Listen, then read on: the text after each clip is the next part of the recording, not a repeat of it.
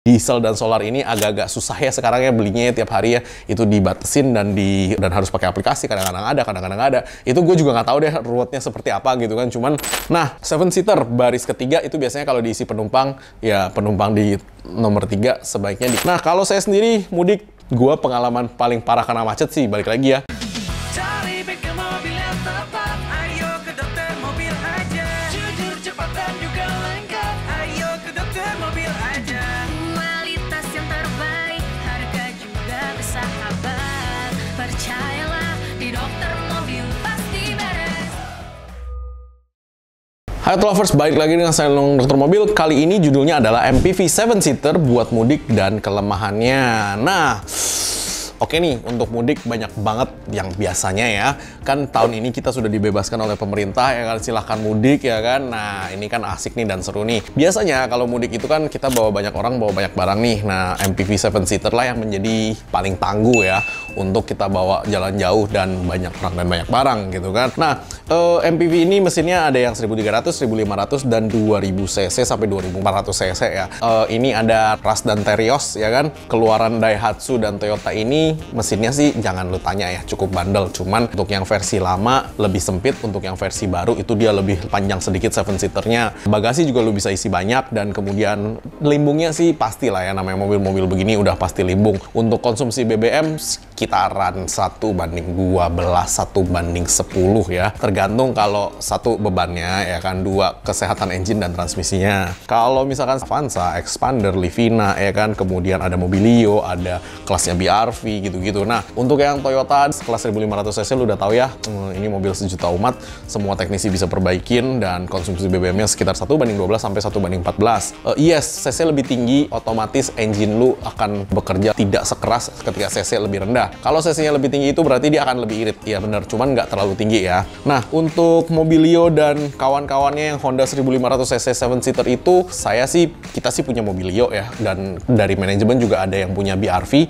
Kita juga udah pakai itu untuk keluar kota, cukup oke kok tarikannya. Cuman memang kalau Honda sukanya CVT ya kan, transmisinya, sehingga ya tarikannya rada boyo, dan saran saya jangan dibejek-bejek. Anda silahkan boleh cek video-video saya tentang transmisi CVT, karena kalau dibejek-bejek itu biasanya si beltnya itu bisa slip dan keluar gram-gram besi kan gitu kan. Jadi jangan lu bejek-bejek ya sebisa mungkin gitu kan. Nah, untuk yang di atas 1500 cc kan ada Innova bensin tuh 2000 cc. Innova bensin 2000 cc kalau menurut gua agak-agak boros ya, karena cc-nya 2000 itu dia biasanya konsumsi BBM di 16, 17 itu emang nggak ada obatnya gitu loh. Kita udah berusaha semaksimal mungkin, obatnya dia paling naik dari 17 jadi 17,5 gitu. Jadi sama effort sama duit yang dikeluarkan tidak sepadan sama penghematannya. Jadi emang dari sononya boros mesinnya, jadi ya terima nasib aja. Tapi Innova jauh lebih big ya daripada yang cc-cc lebih kecil itu, dan jadinya sehingga lu pakai di dalam itu jauh lebih enak gitu kan. Nah, kan yang 1200 cc juga ada nih kok, Calya Sigra gitu kan. Saran gue sih yang 1200 cc Calya Sigra lu sesuaikan dengan cc-nya. Karena kalau lu bawa keluar kota dengan muatan banyak dan orang-orangnya banyak, itu mobil bakalan ngeden. 1, berarti engine-nya lebih panas. 2, suspensinya dan remnya akan bekerja ekstra keras. 3, itu akan menjadi boros. Jadi maksudnya sesuaikanlah dengan barang yang lu harus bawa ketika memang lu bawa orangnya banyak nih. Bisa jadi lu kirim barangnya duluan, atau nanti barangnya dikirim lagi dari sana kan, itu bisa ya gitu loh. Jadi jangan namanya mudik bawa orang banyak, barang banyak, kasihan juga mobilnya gitu. Karena mobil 1200 cc ini yang LCGC ini tidak didesain untuk keluar kota jalan jauh dengan banyak muatan. Kalau lu lakukan itu ya pasti nanti ada downside-nya. Kalau matic-nya akan lebih cepat panas dan sering selip. Kalau manual biasanya engine-nya 1 akan boros, 2 dia akan akan rada-rada ngeden lah ya di situ.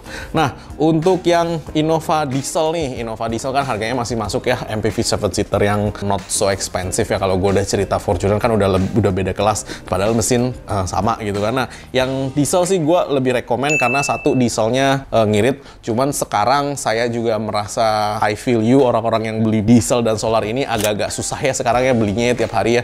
Itu dibatasin dan harus pakai aplikasi, kadang-kadang ada, kadang-kadang ada. Itu gue juga nggak tahu deh rewardnya seperti apa gitu kan. Cuman untuk dari sisi konsumsi BBM, diesel ini bisa 114 sampai 118 tergantung dari settingan satu, nomor 2 dan dari beban juga. Nah, diesel biasanya panasnya lebih stabil dan dia nggak terlalu rewel untuk dari sisi konsumsi BBM ya. Nah, cuman kalau Anda mudik pakai mobil diesel, gua saranin bawa filter solar satu sendiri. Jadi kalau misalkan lu dapet solar jelek, kenapa-napa lu bisa ganti sendiri gitu loh itu filter solarnya. Nah, untuk penggerak, kalau untuk jalan jauh kena macet, ya rear wheel drive, front wheel drive nggak terlalu pengaruh lah ya. Kalau lu suruh jalan jauh naik-naik gunung, rear wheel drive akan jauh lebih enak daripada front wheel drive. Transmisi, kalau yang automatic transmission ya otomatis tarikannya juga oke. Kalau CVT agak lemot dan jangan dibejek-bejek, saran gua ganti olinya sebelum lu jalan jauh, karena oli transmisi itu sama pentingnya dengan oli mesin. Dan bahkan kalau transmisi lu jebol, harganya lebih mahal daripada bongkar mesin gitu loh. Nah, kalau manual, satu lu cek kopliknya, dua lu cek gear oil. Nah, gear oil itu ada lagi ya olinya ya. Itu hanya oli kental supaya si gearnya itu nggak rusak gitu aja sih. Dan itu sih wajib lu ganti lah ya, nggak terlalu mahal kok sebenarnya kalau lu ganti. Nah, chassisnya ada yang leather frame, ada yang monocoque. Kalau leather frame udah pasti limbung, kalau monocoque dia biasanya lebih rendah. Kayak mobilio gitu kan dia biasanya lebih rendah dan sering ngegasruk tuh. Sama kalau limbung, biasa kita kasih solusinya yaitu domo buffer ini. Jadi di pair suspensi Anda kita kasih domo buffer supaya dia lebih ngeganjel kan gitu kan.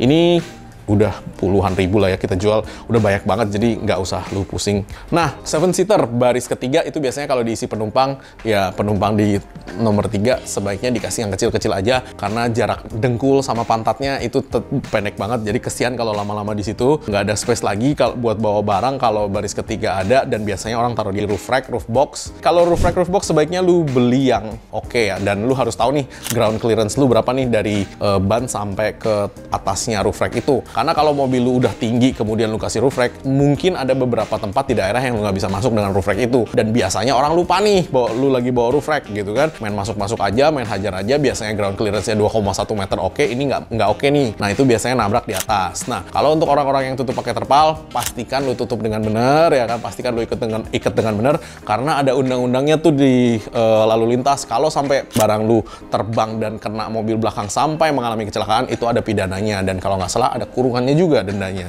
Jadi jangan sampai lu kena itu ya kan. Nah, yang terakhir adalah AC. Oke, untuk yang Calya Sigra kita sudah tahu ya, AC-nya hanya single blower. Double blowernya beneran blower doang, jadi cuma ditiup angin. Itu pasti baris ketiga panas. Dan AC sebenarnya sih kalau lu mau mudik ya, AC sama yang namanya kaca film itu sama coolant itu tuh sepaket. Karena kalau AC-nya doang yang kita servis, coolant-nya nggak kita ganti, atau sistem radiator pendinginannya tidak optimal, otomatis ketika kena macet juga akan panas. Ketika itu semua sudah optimal dan kaca filmnya juga ternyata sudah jelek, itu juga akan panas. Nah, lu mau ngetes kaca film ada alatnya, jadi nggak sembarangan, oh iya ini harus ganti atau tidak, no. Tapi indikasi awal adalah ketika kaca film lu masih gelap atau masih hitam, itu lu pegang kacanya ketika dijemur panas-panas, itu kacanya panas atau enggak. Kalau panasnya panas banget, ya berarti daya tolak panasnya sudah tidak ada. Kalau panasnya masih oke nih, bisa lu toleransi gitu di jari lu, berarti masih ada nih daya panasnya. Karena kaca film domo film, kalau misalkan lu jemur panas-panas, lu pegang, itu dia tetap dingin gitu loh. Jadi itu perbedaannya ya antara kaca film yang masih berfungsi dengan baik sama yang sudah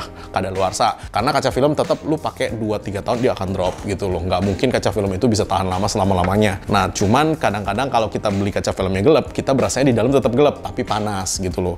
Jadi itu juga pengaruh. Jadi AC, coolant, radiator, kaca film itu juga pengaruh banget. Makanya itu yang dua harus diservis sebelum berjalan jauh. Gua saranin ya, servis AC, korokin radiator, ganti coolant ya kan. Kemudian lu pastikan semua kipas-kipasnya berjalan dengan baik. Terus kemudian yang terakhir adalah kaca film. Kalau memang lu masih ada budget, kaca filmnya lu cek masih bagus ya masih bagus, sudah harus ganti ya sudah harus ganti gitu loh. Nah, kalau saya sendiri mudik, gua pengalaman paling parah karena macet sih balik lagi ya, Avanza, Innova, Fortuner, itu pengalaman paling empet dah tuh udah.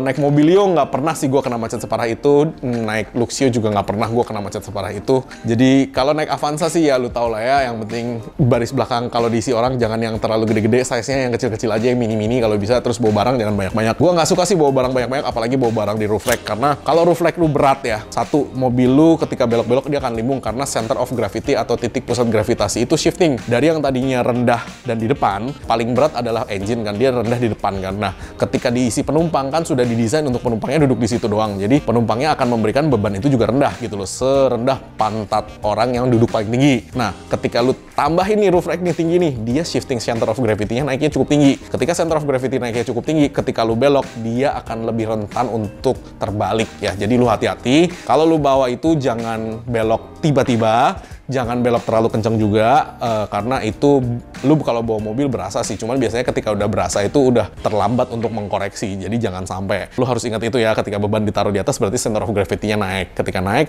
ketika lu miring ya dia akan lebih tinggi derajat miringnya gitu loh. Jadi kalau saya disuruh milih ya saya pasti pilih Innova diesel gitu kan untuk keluar kota yang dingin. Karena balik lagi ujung-ujungnya lu keluar kota lu udah pasti kena macet gitu kan. Kalau udah pasti kena macet ya kita cari yang nyaman lah ya. Yang ada TV-nya, yang ada dinginnya, yang ada minuman dingin ya kalau perlu gitu kan. Ya yang nyaman lah ya. Jangan lu umpet-umpetin terlalu banyak gitu loh. Oke, mungkin sekian dulu penjelasan dari saya Dokter Mobil. Thanks. Jangan lupa subscribe, like, dan komen di YouTube kami. Thanks.